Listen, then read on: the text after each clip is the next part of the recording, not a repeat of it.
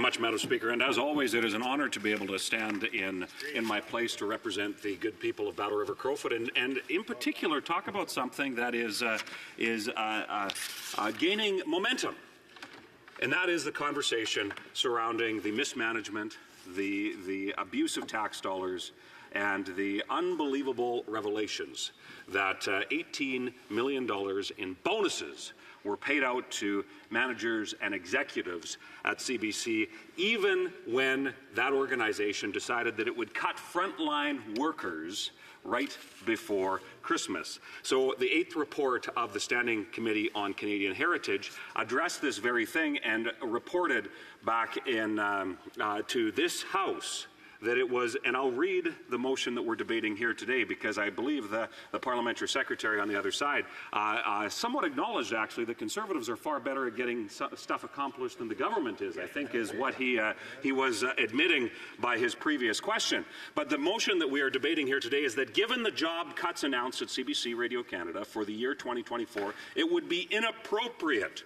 for the CBC to grant bonuses to executive members. So, Madam Speaker, it is a very simple and straightforward motion and cuts to the heart of where we are seeing the mismanagement at CBC. And certainly when it comes to the issue at hand, when you have a well-placed Liberal appointees getting rich off of tax dollars, and when it comes to the egregious example where job cuts announced just before Christmas, there was the current president of CBC came out, begged for more money, saying there'd be more job cuts if they couldn't get more cash from the government. Yet, unbelievably, they, at that same time, were going through the process of approving $18 million in bonuses, including, although we don't have the specifics because the CEO and the president and CEO of CBC Canada refuses to disclose what both her bonus package was proposed to be, and just like at committee the other week, she refused to tell Canadians what her severance package would be, and she refused further to rule out accepting a severance as her term as the president and CEO of CBC comes to an end.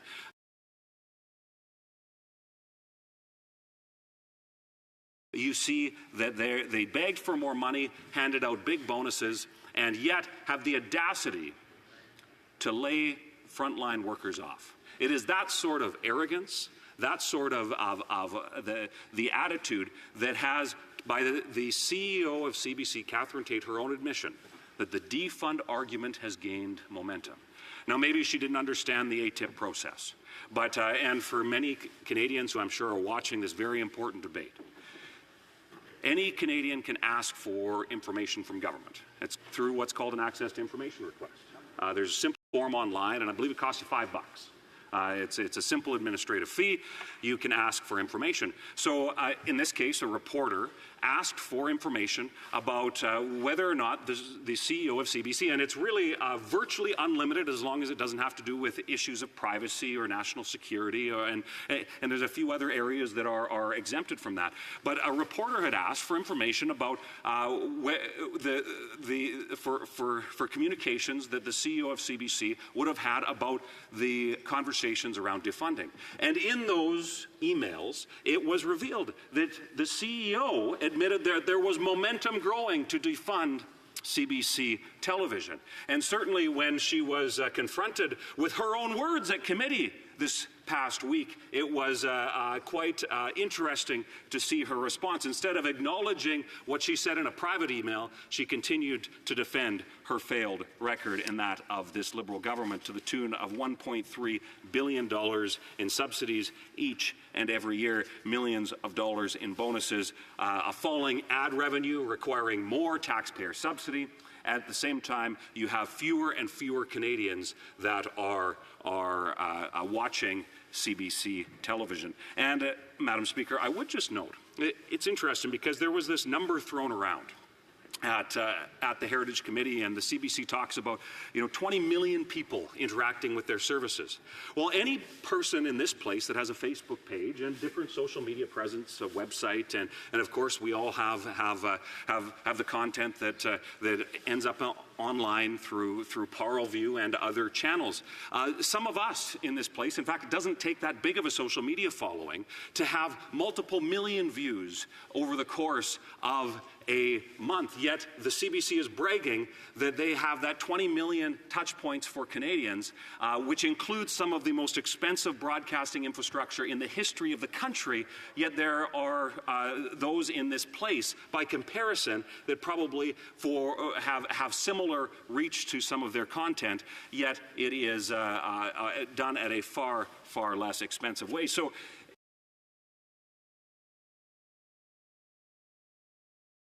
you see increasingly, and my colleague earlier made mention about the key performance indicators, KPIs. Now, most folks, when they hear an acronym like KPI, it doesn't necessarily resonate. But what we found very interesting is that when the last fiscal year, so 22-23, the last full fiscal year prior to the one that we just completed, there was the key performance indicators of CBC. They fulfilled, I believe it was 3 of 14. 3 of 14 key performance indicators that were the metrics that CBC itself said would determine that it was successful in fulfilling its mandate. So it's a little bit like the student grading their own paper, and even they admitted that they were failing at doing so. But when it comes to what I would suggest would be common sense, is that when you're failing, you make changes. Well, they did make a change, and I'll admit that. But the change was not to improve what they're doing. It was to change the way that they evaluate how they're doing. So, Madam Speaker, we have a circumstance where the student was grading their own paper, and they acknowledged that they failed the first go-around, but instead of making changes to ensure that they stop failing in the future, they simply changed the metric to which they evaluated their poor performance in the past. And the result of that comes back to this. It comes back to cash. Cash in the pockets of executives.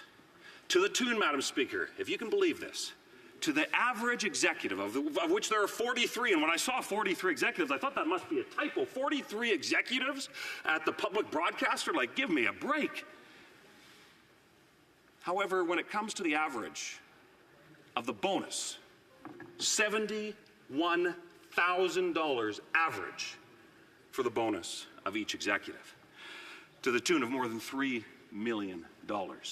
Madam Speaker, at a time when Canadians are hurting, food bank usage has reached historic levels. Home prices have doubled. The cost of everything is becoming unaffordable for regular Canadians. And the average Canadian makes less than what a CBC executive would have received in a bonus. How out of touch is that? And then to add insult to injury, they also told the president and CEO, those executives, and the managers that received bonuses went to frontline staff at CBC, before Christmas, nonetheless, and said, I'm sorry, your effort here isn't appreciated.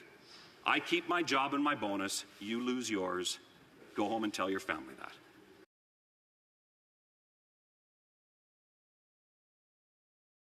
The arrogance is astounding. The mismanagement is such a reflection of what we see in the benches of this Liberal cabinet, where they would take for themselves, but literally put out on the street, hardworking men and women, those who actually do the work, while those who claim to make the decisions get rich. So after 9 years, Madam Speaker, we have seen that a failing performance virtually across the spectrum at CBC. Lower ad revenue, lower viewers. In fact, the number of viewers that CBC gets is they're going to have to start changing the key performance indicator for that if they're even able to report it. And we see increasingly that Canadians are simply not wanting to watch the content that CBC is producing. That's the simple fact of the matter. So when it comes down to it, it's time for common sense. It is time to defund the CBC and ensure that bonuses are not paid out to rich executives at the same time that they are cutting frontline workers. Now, we get very political in this place, and we're politicians in a parliament. But, Madam Speaker, let me conclude with this by saying I hope that we can find unity in this place about cancelling the bonuses for executives when frontline workers saw their jobs cut. Questions and comments?